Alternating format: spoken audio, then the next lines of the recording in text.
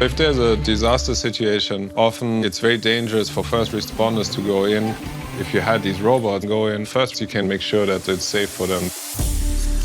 We are working on the DARPA Subterranean challenge. This challenge is really about trying to send robots in to try to find survivors very quickly. In real-world situations, people need to be rescued as quickly as possible because lives are at stake. We'll go out to a nuclear power plant where there's many levels, shafts, so we'll send in drones and have ground robots. And they're completely autonomous.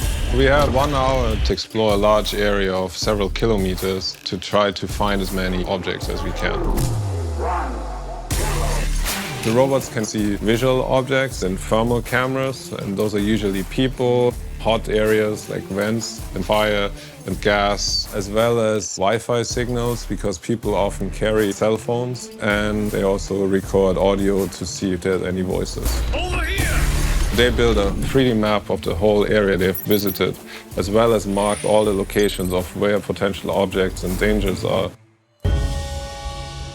Imagine you have firefighters. They're often resource constrained, so the idea is you have one guy bring a lot of robots. The robots go in, explore the environment, and tell that person what they find. And based on that, they can plan, okay, you go over here, you go over there, and then you would go in and fight the fire or find people.